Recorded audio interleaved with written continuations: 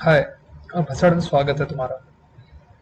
ये video EPFO जो कि यूपीएससी कंडक्ट करा रहा है उसके दो एग्जाम्स ईओ एओ या फिर एपीएफसी को 18 दिन में कैसे क्लियर करना है या अटेम्प्ट करना है उसको लेकर के है। मैं इस चीज़ का ओपनली बोल दूं, I am not a very much appreciator of this fact that ये ऐसे यूपीएससी के एग्जाम्स 18 दिन में आप देकर के निकाल सकते हैं। कोई भी एग्जाम को 18 दिन में आप देकर निकाल लेंगे, मैं इन सब चीज़ों का समर्थन नहीं करता, लेकिन मैं एक बात कहूँगा कि there is no meaning of yielding. हथियार डालने का कोई मतलब नहीं है।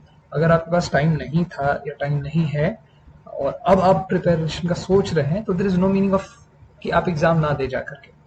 और एग्जाम देना है तो जो अब आपके पास टाइम है उस पे कितने अच्छे तरीके से आप एग्जाम को दे सकते हैं, वो आपका पर्पस होना चाहिए मेरे हिसाब से। और 18 दिन जरूर बहुत कम है और कम दिखते भी हैं, बट अगर 144 घंटे की बात करें तो things start to look doable, right.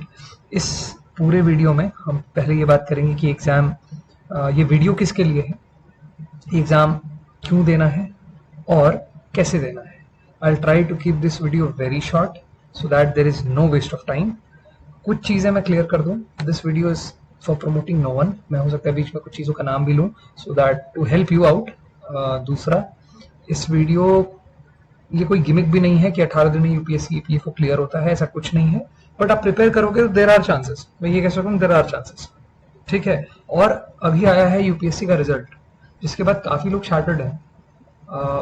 दोस्त, 3 तारीख को ना मिल के गम मनाएंगे, 2 तक रुक जाओ, ठीक है। और अभी तो अच्छे से कंज्यूम भी नहीं कर पाओगे, और 1 साल बाद रिजल्ट आएगा जिसमें मार्क्स आएंगे तुम्हारे, उसमें शायद तुम्हें पता चले कि किस्मत की बात थी। इस साल तो कई क्वेश्चन ऐसे थे जिसमें आप क्लियर नहीं हो सकते थे, आंसर क्या होगा, आंसर की भी कॉमन नहीं थी। तो इसलिए खुद पे don't get so harsh on your own self. तो के बाद इस पे भी बात करेंगे, and this video is about mental wellbeing. अब इसका इस एग्जाम से यही लेना देना है कि if I could help you in any way, जिससे कि आपको आसान हो जाए, I will be really happy. So without wasting any time, let's talk कि why do we need to give this exam and ये वीडियो किसके लिए है। तो सबसे पहली बात, ये एग्जाम इसलिए देना है क्योंकि ये उन लोगों के लिए भी है जिनकी एज 32 क्रॉस हो चुकी है और यूपीएससी का टैक्स शायद उनको ना मिल पाए। तो for the general candidates I am talking, तो आपको एक मौका मिला है, सीट्स ठीक ठाक हैं, आप इसको अटेम्प्ट कर सकते हैं। एंड जो ख्वाहिश आपकी छूट गई थी, है, उसको वापस पाने का ये एक तरीका है। आई am not playing with your emotions, बिल्कुल भी ऐसा कुछ नहीं है। इट्स ऑल अबाउट, एक मौका मिला है। I can see that light in eyes of my friends जो अटेम्प्ट कर रहे हैं इस एग्जाम को, और ये आपके लिए भी है। और ऐसा कोई है जिसकी, जो ऑफिस में रहा, ऑफिस में है और इस वजह से उसका प्रीलिम्स अच्छा नहीं हुआ, नहीं कर पाया इस साल वो, और लास्ट अटेम्प्ट था, तो अटेम्प्ट दिस, अच्छे से दीजिए। You are into the game, if you plan it out हो जाएगा। जो लोग डरते हैं कि इंडस्ट्रियल रिलेशंस और auditing, accounting, insurance, labour law, security, social security, ये सारे क्वेश्चंस टॉपिक्स हमारे नहीं है, ये कॉमर्स के लिए है या किसी सेगमेंट के लिए, तो just telling you, nothing is a rocket science. सब कुछ नॉर्मल है और पॉसिबल है कि हम लोग क्रक्स को इन 144 घंटों में डील कर सकते हैं। और कैसे करना है, that will talk about. So forget anything that prelims 2023 has given you, forget everything that you're facing। अभी फिलहाल ये है कि डेली आपको बस इतना इंश्योर करना है कि गिवन टारगेट्स को अचीव करें। अगर रिस्पॉन्स सही रहता है, आप कमेंट सेक्शन में कुछ चीजें भी लिख देते हैं जैसे कि आपको किस चीज की हेल्प चाहिए, तो हम और वीडियोस इस पे बनाएंगे so that we can get into the rhythm, और let's make it doable. Possibility है जिससे कि एग्जाम निकल सकता है। एग्जाम में कट ऑफ ऊपर जाएगा, बट सबसे अच्छी बात इस एग्जाम की यह है कि आपको ये एग्जाम निकालना नहीं है ऑल टुगेदर बहुत नंबर स्कोर करके। आपको इस एग्जाम में अपने नॉलेज को यूज करना है और इफिशिएंटली यूज करना है, गलतियां कम करनी है। यही की होगा इस एग्जाम का। इस एग्जाम का आई थिंक बहुत ज्यादा रिलेशन ईएसआईसी के डिप्यूटी डायरेक्टर के एग्जाम से होगा, जो कि बहुत कम लोग जानते होंगे और उनसे भी कम लोगों ने इस एग्जाम को दिया होगा। तो हम इन दोनों चीजों को रेफरेंस यूज करते हुए will discuss all the possibilities that will come around in this exam, and the purpose is to not waste time here and there and talk business. ये सिलेबस का नोटिफिकेशन है एपीएफसी का, ठीक है, जो कि आपके नोटिफिकेशन का स्नैपशॉट है, और ये है ईओएओ का। दोनों में क्या सिमिलैरिटी क्या डिफरेंस है वो अभी आपको दिखाता हूं। ये जो सर्कल पोर्शन है रेड से, वो है द डिफरेंस जो ईओ एओ में नहीं पूछा जाएगा। So population development, globalisation, governance, insurance, statistics, ये भी नहीं पूछा जाएगा ईओ एओ में एज पर द सिलेबस। आपको क्या पूछा जाएगा? Rest of the topics are common and similar, बस level of question would be more demanding in APFC, but जो ईओ देने के लिए एलिजिबल है यानी 30 के कम के हैं 30 से, वो एपीएफसी भी दे रहे होंगे प्रॉब्ली, और लेवल ऑफ प्रिपरेशन सबकी सिमिलर होगी। तो हम आगे का पूरा वीडियो एपीएफसी के लेवल से डील करेंगे, और बस ईओ में ये करना है, आपने इन टॉपिक्स पे फोकस नहीं करना है, ठीक है? That's it. आगे चलते हैं। ये मैंने सिलेबस डिफाइन कर दिया है, और इधर जो पीवाईक्यूज को एनालाइज करके जो इंपॉर्टेंट क्वेश्चंस हैं considering the ESIC paper as well, क्योंकि वो एपीएफसी के लेवल का स्टैंडर्ड का या ग्रेड पे का पेपर कहिए, वो नॉन मिनिस्ट्रियल 5400 ग्रेड पे का एग्जाम था मिनिस्ट्री का, तो वो सिमिलर एग्जाम है एपीएफसी के लिए। तो वो उसमें जिस तरह से क्वेश्चन पूछे उनको रेफरेंस लेते हुए मैंने एक बनाया है एक टॉपिक जो कि एग्जॉस्टिव नहीं है, but these are the most important topics that you should go through, है ना? तो मैं इस पे बात करूंगा। एक डिस्क्लेमर दे दूं, this video will name few sources, some PDFs, some notes of some coaching institution और सम पर्सन इटसेल्फ। ये बिल्कुल भी प्रमोशनल वीडियो नहीं है, this is just to help the person out there. अब मैं इतना वेट नहीं कर सकता कि आपसे बोलूं कि कमेंट सेक्शन में लिखो, चाहिए होगी तो पर्सनली मैं दे दूंगा, जस्ट टू मेक श्योर कि मैं किसी का नाम नहीं ले रहा। अगर उस सोर्स से मुझे लगता है आपको हेल्प होगा तो मैं नाम लूंगा। It is not a promotional video, this is just for your help bro, ठीक है? Now let's start. इसमें सेगमेंट वाइज मैंने बना दिया है, आप इसका स्क्रीनशॉट भी ले सकते हैं if you need, but I am pretty sure you won't need it. Crux बस देख लीजिए आप। सबसे पहले हम बात करेंगे the father of this complete paper, that is general English.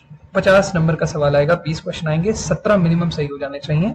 उसमें से ये 3-6 टॉपिक्स हैं, जैसे antonym, synonym, one word substitution, error based on subject verb agreement, article, preposition and all that, arrangements और idiom and phrases. Idiom and phrases आएगा, ये challenging होता है थोड़ा। इडियम फ्रेजेस कंफ्यूजिंग होता है, चैलेंजिंग तो नहीं कहूंगा, कंफ्यूजिंग होता है, और आप कर सकते हैं, उसमें ऑप्शंस में भी हिंट मिलती है आपको, बट फॉर दैट अगर आप बेसिक लेवल पे कुछ प्रिपरेशन कर लेंगे तो you'll be more confident and the game is of confidence, ठीक है? एक there is a friend of mine who is already into services and he just said that exam of UPSC and after clearing UPSC it's all about the game of courage। तो आप इस बात को समझिए, मुझे इसकी बात सही लगती है कि आप एक बार नॉलेज हो, करेज जो है आपकी नॉलेज से आता है, कॉन्फिडेंस नॉलेज से आता है, तो आप एक बार प्रिपेयर करें। नाउ द क्वेश्चन कम्स कि कितना प्रिपेयर करना है। तो आप सारे याद नहीं कर सकते, there is no meaning of doing that. आपको जो लगे कि बहुत डिफिकल्ट है, जो आप बिल्कुल भी गेस नहीं कर पा रहे, बिल्कुल भी पास नहीं आ रहे, उनको आप बिल्कुल मगअप कर लीजिए, और बाकियों के अगर आसपास आ जा रहे हैं आप, तो इवेंचुअली आप पेपर में हेल्प कर ले जाएंगे, बट आप पूरा छोड़ देंगे तो नहीं होगा। So go for idiom and phrases में प्लिंथ टू पैरामाउंट एक बुक है, ऐसे ही कई सारी बुक्स हैं, आप कोई भी इंग्लिश की बुक उठाएं जिसमें ये सब दिया हो। इन टॉपिक्स पे पहले फोकस करें, ठीक है? कोई भी ऐसा वीडियो ना देखें जो 8-10 घंटे का एक टॉपिक पे है, ऐसा कोई मतलब नहीं है। एंटोनिम, सिनोनिम आपको भी स्टेटमेंट बेस पे आएगा, तो उसमें भी आपको हेल्प मिल जाएगी, आप समझ पाओगे स्टेटमेंट से, उसमें एलिमिनेट कर लोगे आप। और मीनिंग का मैं बताता हूँ। मीनिंग में क्या होता है कि एक स्टेटमेंट लिखेंगे, उसमें एक वर्ड को बोल्ड कर देंगे और बोलेंगे इस वर्ड का मीनिंग बताइए, तो वो स्टेटमेंट से भी हेल्प मिलती है आपको। तो एज सच आप कितने वोकैबुलरी याद करोगे कि मीनिंग बताओ, है ना? तो आपको basically arrangements, error, subject verb agreement थोड़ा पढ़ लीजिए 1-2 घंटे किसी वीडियो से, वन वर्ड सब्स्टिट्यूशन देख लीजिए, और एंटोनिम देख लीजिए, कुछ जो बहुत ही अजीब सा लगे आपको। एक टिप, जो भी कंफ्यूजिंग स्टेटमेंट्स होते हैं ना, वर्ड्स होते हैं, आसपास बहुत रिलेटेबल होते हैं, उनको थोड़ा सा कर लीजिएगा, है ना? पीवाईक्यू से करेंगे सबसे पहले, तो सीडीएस इसका हो गया आपका, जनरल इंग्लिश जो पेपर्स होते हैं यूपीएससी के, आप उनका पीवाईक्यू से पहले करिए, उसके बाद बुक पे जाइएगा, इतना ही एनफ होगा, बहुत ज्यादा नहीं। पूरे इंग्लिश पे आपको 8 घंटे देने हैं, विल सी दैट लेटर। अब वापस आते हैं इस पे, इस 3 सेगमेंट के ग्रुप पे, elementary mathematics, statistics, general mental ability, ये तीनों को मिला लेंगे तो 17 से 20 क्वेश्चन अराउंड आ जाएंगे इस पेपर में। इसमें एलिमेंट्री मैथमेटिक्स में ये टॉपिक्स मैंने लिख दिए हैं। परम्यूटेशन कॉम्बिनेशन को जरूर से थोड़ा पढ़ लीजिएगा, because this is one topic जिसका लेवल थोड़ा बढ़ा सकते हैं वो, और कई लोग इसमें कमजोर होते हैं। एक क्वेश्चन का डिफरेंस आपको 3.33 का डिफरेंस देगा, which is very very huge when it comes to 4 to 5 questions. 3 question में 10 नंबर का डिफरेंस हो जाएगा। So just note down these topics, ये बहुत इंपॉर्टेंट है। परम्यूटेशन कॉम्बिनेशन आ गया तो प्रोबेबिलिटी भी लगभग वैसी ही होती है। एक कन्वर्जन होता है बाइनरी टू हेक्साडेसिमल का, वो जरूर पढ़ लीजिएगा क्योंकि ये बहुत कम लोग करके आएंगे। और लॉगरिथम का बेसिक फंक्शन कैसे फंक्शन करता है, राइट। बाइनरी टू हेक्साडेसिमल पे क्वेश्चन पूछ लिया था, एक क्वेश्चन आ जाएगा, अगर सामने वाले को नहीं आता, आपको आता, 2.5 नंबर का डिफरेंस तो वही हो गया। लॉगरिथम में basically log to the base of a of b is equal to c, तो इसमें किस तरह से लॉग को हम ट्रांसफर करेंगे इक्वेशन में और किस तरह से फंक्शन होता है ये आप देख लीजिएगा। मैं बहुत ज्यादा डिटेल में नहीं आना चाहता, वीडियो लंबा हो जाएगा नेसेसरली। सेट थ्योरी कर लीजिएगा। नाउ स्टैटिस्टिक्स में क्या करना है, आपने 10th की एनसीईआरटी की मैथ्स की बुक लेनी है, उसका एक चैप्टर है वो करना है, और एक 11th की बुक में एक चैप्टर है। ये पीडीएफ निकाल लीजिए एनसीईआरटी की वेबसाइट से, वहां से एक चैप्टर करने हैं वो कर लीजिए। 4 घंटे मैक्सिमम लगेंगे, 1 घंटे का रिविजन, 3 घंटे लगेंगे रादर, 1 घंटे का रिविजन, 4 घंटे में ये टॉपिक डन।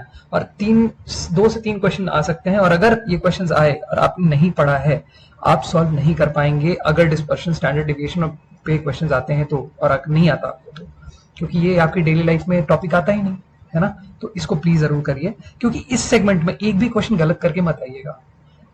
ये कोर है, क्रक्स है, इसमें सामने वाला गलत नहीं करेगा। कोई भी इंजीनियरिंग स्टूडेंट होगा जिसको थोड़ी सी भी नॉलेज है, या जो भी ये वीडियो देख ले और समझ जाएगा इसकी इंपॉर्टेंस, तो वो गलत करके नहीं आएगा। क्वेश्चंस बहुत सिंपल होता है। एक की पॉइंट बोल दूं, इंटीजर नंबर सिस्टम, इसमें रिमाइंडर थ्योरम वाले क्वेश्चंस जो होते हैं, जो एसएससी में पूछे जाते हैं, वो देख लीजिएगा। इसमें कुछ नहीं करना, आपने सीसाइड का पेपर उठाया यूपीएससी का, उसके कुछ क्वेश्चंस कर लिए, इतने डिफिकल्ट हैं वो कि वो कर लिया तो एपीएससी के क्वेश्चंस हो जाएंगे सर्टेनिटी के साथ, ये मैं कह सकता हूं। फिर जनरल साइंसेस, जनरल साइंसेस में आपको ये फोकस रहेगा, एपीएससी की बात कर रहा हूं, उसमें इन्वायरमेंट पे फोकस रहता है पहले, फिर उसके बाद आपके टेक पे फोकस रहता है, सेलुलर टेक, नैनोटेक, जो रिसेंट ट्रेंड्स हैं। और ये यूपीएससी का favourite topic when it comes to exams like UPSC civil services, की जेनेटिक एडिटिंग क्या होती है, फिंगरप्रिंटिंग क्या होती है, क्रिस्पर क्या है, कैस9 क्या है। जो लोग को ये थोड़ा एलियन वर्ड लग रहा है, मैं बता दूं, कुछ नहीं करना आपने सिर्फ पीवाईक्यू उठाने हैं जनरल साइंस के, जो यूपीएससी ने पूछे हुए हैं कहीं से, कई जगह, कई मेरे सीनियर्स हैं जो टेलीग्राम चैनल चला रहे हैं, इसमें पीवाईक्यूज बताते हैं। एक पावर पीवाईक्यूज बताते हैं, अर्जुन आईएएस से टेलीग्राम चैनल होगा, आप उसको एक्सेस कर सकते हैं। This is not promotion again, आप देख सकते हैं, उस पर जाकर के आप ये सब पीडीएफ निकालिए और इन क्वेश्चंस को कर लीजिए। That would suffice. पहली बात तो इन टॉपिक्स पे आएगा तो आप कर ले जाओगे।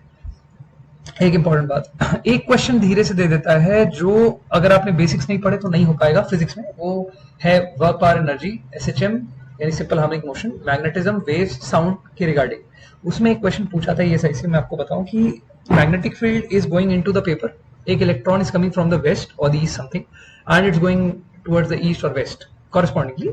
तो अगर वो मैग्नेटिक फील्ड को एंटर करता है तो in which direction it will move, तो किस तरफ बेल्ट करेगा। तो ये जो फोर्स का कॉन्सेप्ट है मैग्नेटिक फील्ड में, बीएल टॉसवी, ये सारी चीजें, ये बेसिक चीजें उसमें दी हुई हैं, आप पढ़ लेंगे तो आपको डायरेक्शन का अंदाजा लग जाएगा। बहुत बेसिक है ये पूरा पढ़ना, काम मैं कहूंगा आपको शायद 2 घंटे लगेंगे, ये पूरा खत्म हो जाएगा डिटेल में। और अगर आप स्ट्रैटेजिकली पढ़ेंगे तो 1-1.5 घंटे में आप इन टॉपिक्स के क्रक्स को समझ सकते हैं और कंप्लीट हो जाएगा। रिप्रोडक्शन आपका बायोलॉजी का टॉपिक है जो वो पूछते हैं मोस्टली, तो ये कुछ टॉपिक्स मैंने लिखे हैं जिनको आप जरूर कर लें। करना कैसे है, सबसे पहले तो इन्वायरमेंट पे फोकस करें। इन्वायरमेंट की ये बेसिक जो पोल्यूशन से रिलेटेड है, आपके कार्बन फुटप्रिंट क्या है, उन क्वेश्चंस को कर ले जाएं। आप लूसेंट से कर लें या घटना चक्र से कर लें, या लूसेंट से कर लें। उसके बाद ये जो ट्रेंड्स हैं, इसमें आप एक काम करें, 11th की एक एनसीईआरटी है कंप्यूटर साइंस की, उसमें एक चैप्टर है केवल, दैट इज इमर्जिंग ट्रेंड्स। ठीक है, इस चैप्टर को उठा लीजिएगा तो टेक्नोलॉजी में you will have an edge. उसमें सब टेक्नोलॉजी अपकमिंग ट्रेंड्स जो है वो लिखे हैं। यूपीएससी सिविल सर्विस भी अभी वही ट्रेंड्स को पूछता है, उसके आगे नहीं गया वो, तो उतना भी कर लेंगे तो would be different, would be allot. और ये यूपीएससी के कोई भी पीवाईक्यूज आप कर लेंगे, इवन सीडीएस एनडीए के, तो उसमें ये सारे क्वेश्चन पूछे हुए हैं, बथेरे क्वेश्चन पूछे हैं। इससे आगे जाने की जरूरत नहीं है, कंसिडरिंग कि आपके पास टाइम का जो कंस्ट्रेंट है। उसके बाद जब टाइम बचे तो ल्यूसेंट और घटना चक्र से केमिस्ट्री और फिजिक्स कर लीजिएगा थोड़ा थोड़ा, तो ईओएओ भी कवर हो जाएगा आपका, और एपीएफसी का ये भी आपका जनरल साइंस कवर हो जाएगा, at least will be in the game. उसके बाद सोशल सिक्योरिटी पे आते हैं। इसमें ये कुछ एक्ट्स हैं जिन पे क्वेश्चंस आए हैं, स्कीम्स हैं जिन पे क्वेश्चंस आए हैं। ये जो ब्लू में है, अटल पेंशन योजना, पीएमजेजेबीवाई, पीएमएसबीवाई, सुकन्या समृद्धि योजना, फिर जेएसवाई, मिड डे मील, तो ये बैंकिंग से रिलेटेड स्कीम्स हैं जो बेनिफिट बैंक्स देती हैं, गवर्नमेंट की लॉन्च स्कीम्स हैं। ये दीज आर वेरी इंपॉर्टेंट, हर साल से क्वेश्चन आता है। जेएसवाई यूपीएससी प्रीलिम्स 23 में पूछ लिया, mid day meal Bihar PCS और बाकी एग्जाम से पूछता रहता है किस साल लॉन्च हुआ, ऐसी चीजें, या किस कमेटी ने रिकमेंड करा किसी स्कीम को, ऐसे मेजर स्कीम्स जो हैं। और अगर हम सोशल सिक्योरिटी की बात करें और मनरेगा या मिनिमम वेजेस एक्ट की बात ना करें, स्कीम्स हैं जिनको आपने कवर करना है और नाम मैंने लिखे हुए हैं। इसके अलावा कोई भी एक पीडीएफ उठा लीजिए जो 4 से 5 घंटे की हो, है ना, इससे ज्यादा नहीं, 4 से 5 घंटे की वीडियो हो, सॉरी, और अगर पीडीएफ है तो उसको 4 से 5 घंटे में कवर करने की कोशिश करिए। इतने में आपका सोशल सिक्योरिटी हो जाएगा। इससे फिर क्वेश्चंस आएंगे, इवेंचुअली आप कर ले जाएंगे। बहुत डिफिकल्ट कुछ नहीं पूछता, बस आपको चीजों का पता होना जरूरी है। और डिफिकल्ट क्वेश्चन पूछेगा तो ये जान लो, बहुत डिफिकल्ट पूछेगा तो किसी को नहीं आता, क्योंकि प्रीलिम्स के रिसेंटली होना, उसका रिजल्ट आने से अफेक्ट तो होता ही है। खैर, दूसरों पे नहीं जाएंगे, बस आपके बस में जितना है उतना फोकस करते हैं। That is 4 to 5 hours, that is all you have to give on social security. Sorry, need to move forward. Yeah. So here we come into basics of computer application. इसमें आप कोई भी एक पीडीएफ लीजिए जो 60 से 70 पेज का हो, उससे कम भी हो तो चलेगा, नॉट अ प्रॉब्लम। उसमें बस ये इंश्योर करिए कि बेसिक इन्फॉर्मेशन टेक्नोलॉजी के क्वेश्चंस या टॉपिक्स या उसके बारे में इन्फॉर्मेशन हो, स्पैम, वायरस, साइबर सिक्योरिटी से रिलेटेड इन्फॉर्मेशन हो, रैंसमवेयर, मालवेयर, इनके बीच के डिफरेंसेस दिए हों, फिर डिवाइसेस दिए हों, इनपुट डिवाइसेस, आउटपुट डिवाइसेस, और कुछ नए डिवाइसेस जो यूज हो रहे हैं, व्हाट आर देयर यूजेस, किस तरह से वो ऑपरेट करते हैं, बहुत बेसिक में, मतलब एक लाइन, उससे ज्यादा बिल्कुल nothing more than a one line. And networking इनका फेवरेट टॉपिक है। इस टॉपिक को थोड़ा ठीक से पढ़िएगा, पीडीएफ से ज्यादा जाके मत पढ़िएगा। पीडीएफ में ही जो जो लिखा है उसको समझ लीजिएगा। व्हाट इज टोपोलॉजी, कितने तरह के नेटवर्क्स होते हैं, स्विच राउटर में क्या डिफरेंस है, फिर इन चीजों को बहुत अच्छे से समझ लीजिएगा। कॉन्सेप्चुअल क्वेश्चंस ही पूछेंगे और कंफ्यूज करेंगे बस आपस में। और पीवाईक्यू अगर आपने कर लिया तो माशाल्लाह। उसके बाद स्प्रेडशीट, ये जो एक्सेल है ना, इससे इनको थोड़ा सा प्यार है। एक क्वेश्चन डाल देंगे धीरे से, बहुत सिंपल सा, बट अगर किसी को बिल्कुल ही नहीं पता स्प्रेडशीट, तो उसके लिए तो वो नुकसान है ना, क्योंकि जनता करके जाएगी, वो आप नहीं कर पाओगे बस। और गलती तो मत करना। एक सिली मिस्टेक मेरे फ्रेंड ने करी थी, मुझे पता है। उसमें पूछा था what is the intersection of rose and columns called. He was into so much of excitement, क्योंकि उसको आता था, तो उसने बोला ये तो स्प्रेडशीट होती है, रो कॉलम का इंटरसेक्शन जो आपको ये दिख रहा है, ये रोज ये कॉलम्स, जबकि दैट इज अ सेल। ये एक रो एंड कॉलम का इंटरसेक्शन है, ये सेल है। उसने ध्यान से ये नहीं पढ़ा, उसमें लिखा था what is the intersection of a row and a column. तो ध्यान दीजिएगा, ऐसी गलती मत करिएगा। सॉफ्टवेयर भी उस पीडीएफ में दिया होगा, कोई भी स्टैंडर्ड पीडीएफ आएगा एग्जाम के, तो उसमें ये सारी चीजें दी होती हैं। गवर्नेंस एंड कॉन्स्टिट्यूशन, इसमें स्टेट गवर्नमेंट चाहे तो आप स्किप कर दें, सेंट्रल गवर्नमेंट पढ़ लीजिएगा। अगर आपको आता है ऑलरेडी तो कोई प्रॉब्लम नहीं है, बट अगर आपके पास टाइम नहीं है तो आप सिर्फ सेंट्रल गवर्नमेंट पढ़िए। कौन कौन से चैप्टर्स पढ़ने वो आगे मैंने स्क्रीन में लिखे हुए हैं, दिखा दूं यहाँ पर, वो आपको दिख जाएंगे, बाद में बता दूंगा। लेकिन अभी आपको ये समझना है कि सेंट्रल गवर्नमेंट लेवल पढ़ें। बुक कौन सी होगी? लक्ष्मीकांत होगी। इसके अलावा मुझे नहीं पता कि कोई ऐसा सोर्स है जिससे आपको पढ़ना चाहिए। उसमें चैप्टर 1-2 मोस्टली लोग स्किप कर देते हैं, ऐसा मत करिएगा। 1 और 2 पढ़ लीजिए, किस कमेटी में कौन कौन से मेंबर्स थे, मेंबरान के बारे में जान लीजिए, ये थे, वो गलती मत करिएगा। और सिली मिस्टेक मत करिएगा, ये पेपर बहुत डिफिकल्ट नहीं आएगा। और fundamental right, DPSP, directive principles, ये पूरे रटे होने चाहिए आपको, एग्जैक्टली। शेड्यूल्स सारे रटे होने चाहिए आपके, 12 शेड्यूल होते हैं, पूरे रटे होने चाहिए। That would suffice. इसके बारे में बाद में डिस्कस करेंगे। और कॉन्स्टिट्यूशनल बॉडीज, ये जरूर पढ़ लीजिएगा। जैसे 315 आर्टिकल है, 324 है, 280 है, मिस ना हो। 148 कैग का हो गया, आपका अटॉर्नी जनरल हो गया, ये मिस ना हो। ये कॉन्स्टिट्यूशनल बॉडीज जो है वो जरूर पढ़ लीजिएगा। अब आते हैं इस टॉपिक पे, accounting and auditing, industrial relation, labour laws, जो इस पेपर स्पेसिफिक टॉपिक है। डेफिनेटली तो क्वेश्चन ज्यादा होंगे, बट करना क्या है, इनके भी पीडीएफ बहुत सारे हैं मार्केट में। उसमें बस ये ध्यान रखना है, एपीएफसी वालों, अकाउंटिंग ऑडिटिंग में न्यूमेरिकल्स भी पूछेगा मेरे हिसाब से। तो न्यूमेरिकल्स लास्ट ईयर पूछा हुआ है, इसलिए पूछ सकता है, न्यूमेरिकल बेसिस पर पढ़ लीजिएगा, वरना पूरे प्रिंसिपल पढ़ने का कोई फायदा नहीं है। प्रिंसिपल तो पढ़ना ही है। और क्वेश्चन कितने डिफिकल्ट होंगे? बेसिक क्वेश्चंस होंगे, डिफिकल्ट नहीं होंगे। एनसीईआरटी लेवल से भी सॉल्व कर लोगे ना आप, तो आपका पेपर हो जाएगा आराम से। और इंडस्ट्रियल रिलेशंस, इसमें थ्योरीज भी पूछ लेता है। ये थ्योरीज कहाँ से करनी है वो भी पीडीएफ में दी हुई है, ट्रेडिशनल अप्रोच एंड ऑल, सब कुछ उसमें दिया हुआ है। कई पीडीएफ हैं ऐसे। अगर आपके पास पीडीएफ नहीं है तो कमेंट सेक्शन में लिख दीजिएगा, try and give you few options, आप उनमें से सिलेक्ट कर लें। बट अगर है तो बस उसको रट जाइए, पी जाइए, घोल लीजिए, अलग अलग भाषाओं में जो कहा जाता है वो कर लीजिए, बट इवेंचुअली याद हो जाना चाहिए, है ना। अभी आते हैं पॉपुलेशन डेवलपमेंट ग्लोबलाइजेशन पे। पॉपुलेशन आप स्किप कर सकते हैं, क्योंकि एज सच पॉपुलेशन में मैल्थुसियन प्रिंसिपल्स के अलावा बहुत सारी जो चीजें हैं, फिर वो डोमेन इतना बड़ा है कि उसमें जाने का कोई मतलब नहीं है, क्वेश्चन इतने मैंने देखे नहीं। डेवलपमेंटल इकोनॉमिक्स होती है, डेवलपमेंटल इकोनॉमिक्स कहाँ से पढ़ सकते हैं, थ्योरीज पूछता है, वो आप इग्नू से कर सकते हैं। इग्नू में अगर आप डालेंगे डेवलपमेंटल इकोनॉमिक थ्योरीज इग्नू, तो आपको अपने आप लिंक आ जाएगा, उठाइए वहां से पढ़ लीजिए, या कोई अगर आपको पीडीएफ प्रोवाइड कर रहा हो तो वहां से पढ़ लीजिए। आरबीआई मॉनेटरी पॉलिसी, आपका ग्लोबलाइजेशन में जो एमडीजी पूछा था, अब एसडीजी आएगा। World bank, WTO, SEZ, FTA, FDI, तो ये सारे जो टॉपिक्स हैं मुरनाल सर के नोट से मिल जाएंगे। Is one of the finest content creator in economics. आप इनका पढ़ सकते हैं मटेरियल। इसमें सारे पिलर्स नहीं पढ़ने, कुछ पिलर जिसमें आरबीआई मिल जाए आपको, कोर बैंकिंग में मत चले जाइएगा, और इंटरनेशनल ऑर्गेनाइजेशन वाला जो पिलर है उसको पढ़ लीजिए। अब इसमें कुछ क्वेश्चंस आते हैं, जैसे एफडीआई ट्रेंड्स हो गया, जीडीपी का क्या ट्रेंड है, या जीडीपी का भी फोरकास्ट क्या है। तो जीडीपी का फोरकास्ट आप देख लीजिए कि एनएसओ ने क्या दिया है, आपकी आरबीआई ने क्या दिया है, और वर्ल्ड बैंक ने क्या दिया है। आप बस ये 2-3 ऑर्गेनाइजेशन का पढ़ के छोड़ दीजिए, फिर तो वैसे आप ट्रेंड निकालने चलेंगे तो वो दुनिया बीत जाएगी, आप कुछ नहीं कर पाएंगे उसमें, और उतना टाइम आपके पास है नहीं। तो इतना जितना मैंने बोला एटलीस्ट इतना करिए, टाइम बचे तो फिर जो मन में आए वो कीजिए। उसके बाद हिस्ट्री में आते हैं। हिस्ट्री में देखिए, अगर आपने पहले कभी नहीं करा है तो एंशिएंट मेडिवल तो मेरे हिसाब से छोड़ देना है आपने, और उसमें कैसे छोड़ना है वो बताऊंगा। मॉडर्न में आप अगर कुछ नहीं पढ़ा है तो बता रहा हूँ, जिन्होंने पढ़ा है वो अपने हिसाब से ट्वीक कर लें स्ट्रैटेजी। थीम्स 3 एक एनसीईआरटी है क्लास 12 की, न्यू एनसीईआरटी बोलते हैं इसको, उसको डाउनलोड करिए, उसमें जो लिखा है वो पढ़िए।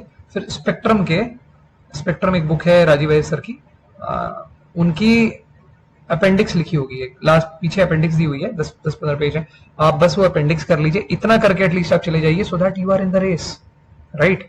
और मैं बता रहा हूं, अगर आपने गलती नहीं करी और इतना कर लिया, आप रेस में बहुत इफेक्टिवली हैं। बट द पॉइंट इज, आपके पास गलत करने का स्कोप नहीं है। जिनकी प्रिपरेशन आपसे ज्यादा है वो कर सकते हैं, बट इवेंचुअली बात बस इतनी है, अगर जितना आपको बता रहा हूं आप इतना प्रिपेयर करते हो और गलती नहीं करते हो, चांसेस हैं बिल्कुल सिलेक्ट होने के, और इतना इतने टाइम में हो पाएगा। वो लास्ट स्लाइड में आपको दिखा दूंगा।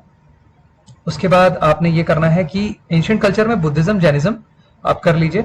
मेडिवल में विजयनगरा, कुछ मेजर वॉर्स हैं, जो मेजर किंगडम्स है, जैसे विजयनगर एक मेजर किंगडम है, चोला हो गया, इनको आप थोड़ा सा पढ़ लीजिए, थोड़ा थोड़ा पढ़ लीजिए। कहाँ से पढ़ेंगे, तो आप न्यू एनसीईआरटी में ही थीम्स 2 देख लीजिए, अगर लीस्ट हो तो इतना देख लीजिए, और अगर आप लूसेंट देख सकते हैं तो नथिंग कैन बीट दैट। अगर इतना आपके पास टाइम है कि आप निकाल लें, आपकी स्पीड इतनी अच्छी है कि आप लूसेंट निकाल लें, जैसे आपकी मैथ्स अच्छी है, आपको बहुत टॉपिक्स नहीं देखने, तो उसकी जगह टाइम यहाँ इन्वेस्ट करिए, लूसेंट देख लीजिए मेडिवल कल्चर के लिए, और उसमें इंपॉर्टेंट वॉर्स और इंपॉर्टेंट किंगडम्स आपने देख लिए, रेडी हो गए, तो आप जाके पेपर में बैठ सकते हो। और अगर एलिमिनेट करके भी सॉल्यूशन मिल गया, किसी को नहीं पूछना आपसे कि आपको आता था या नहीं आता था, इट्स जस्ट दैट 2.5 नंबर मिले या नहीं, बस खत्म हुई बात वहां पे, है ना। और एक बार प्रायोरिटी सेगमेंट में चल लेते हैं कि प्रायोरिटी कैसे देनी है। जनरल इंग्लिश, ये 50 नंबर का है, इससे ज्यादा प्रायोरिटी आप किसी को नहीं दे सकते, इसमें बिल्कुल मार्क्स मत लूज करिएगा। 8 घंटे अपने को टाइम दीजिए, 6 से 8 घंटे हर दिन एक टॉपिक उठा लीजिए। अब 6 से 8 टॉपिक मैंने लिखे हैं, वो पढ़ेंगे आप। 2 घंटे का रिविजन दीजिए, रोज नहीं, ये आप एक अगले दिन और एक क्लास में दीजिएगा, आपका हो जाएगा 1-1 घंटे का। और फिर उसके बाद मैथमेटिक्स, स्टैटिस्टिक्स, जीएमए, ये मिला करके आप देंगे। आप कहाँ से पढ़ना है ये मैंने लिखा हुआ है, 10th 11th की एनसीईआरटी पीछे बताया भी हुआ था। आर्स मैंने लिख दिए, ये आपका टारगेट है, ये आर्स आपका टारगेट है कि इससे ज्यादा टाइम नहीं देना है, उतने में आपको कैसे भी खत्म करना है वो आप कोशिश करिए। और फिर रिविजन उतना ही इंपॉर्टेंट है, इसलिए मैंने 31 आवर्स उसके लिए निकाले हुए हैं। 12 घंटे में आप ये कंप्लीट करिए। किसी का बहुत, इसमें आप ट्वीक कर सकते हैं चीजें, है ना। तो अल्टीमेटली लेकिन इससे ज्यादा टाइम मत दीजिएगा। लक्ष्मीकांत इंपॉर्टेंट है, स्ट्रेट फॉरवर्ड क्वेश्चंस आएंगे, बट यहाँ आप डिफरेंस क्रिएट मत होने दीजिए उनसे जो सिविल सर्विस की प्रिपरेशन में बहुत ज्यादा इन डेप्थ नॉलेज रखते हैं। तो इसलिए आप 10 चैप्टर्स ये जो हैं नीचे वाले, इसमें एक चैप्टर 22 छूट गया, बहुत इंपॉर्टेंट है और ये बड़ा चैप्टर है, इसके लिए आपको टाइम चाहिए होगा, तो कहीं से भी टाइम स्क्वीज आउट करिएगा। तो अल्टीमेटली 37 आवर्स में आपके टॉपिक कंप्लीट हो जाएगा, और 6 घंटे का रिवीजन काफी है इसके लिए। जनरल साइंस जैसे बोला उन टॉपिक्स को कर लीजिए, उसके बाद घटना चक्र और लूसेंट से पर्टिकुलर डोमेन का क्वेश्चन आपने कर लिया अगर, तो कुल मिला के 8 घंटे देकर के ये टॉपिक खत्म हो जाएगा। किसी भी अच्छे लेक्चर से social security, labour laws, insurance, industrial relations अगर आप उठा लेते हैं, इस स्पेसिफिक टाइम के ही लेक्चर्स कोशिश करिए हों, और उसको 2x पे देखिए, 1.5x पे देखिए, कहीं से भी टाइम चुराइए, ठीक है। Be a thief in this, be a dacoit if you can be, but about time just save it. 17 दिन के लिए you are not liable to anybody, ठीक है। और करंट अफेयर्स जस्ट 4 महीने का करिए, उससे ज्यादा मत करिए, टाइम बचेगा तब करिएगा, वरना वो समुद्र है, कवर नहीं होगा। हेरिटेज का एक बस बता दूं, रिवर्स देख लीजिए, यूनेस्को वर्ल्ड हेरिटेज साइट जो इंडिया की हैं सिर्फ वो देख लीजिए। लास्ट ईयर भी अयोध्या पूछा था, वेस्टर्न घाट्स पूछा था, और रिवर्स के ट्रिब्यूटरीज पूछा था गंगा के, उनका डायरेक्शन पूछा था, उसके रिलेटेड क्वेश्चंस थे, और ये तीनों हेरिटेज को क्वालिफाई करती हैं, और इसी बहाने को ज्योग्राफी इंट्रोड्यूस कर पा रहे हैं, right. So just focus on that, this is how you have to go. मैं बहुत एक्सटेंड नहीं करूंगा, 20 मिनट का वीडियो होने वाला है, इसलिए ये रिस्क है, बट डेफिनेटली प्राउड फील आप ही करेंगे और आपकी फैमिली करेगी, और डेफिनेटली मैं भी करूंगा, और अभी हो जाएगा, ठीक है।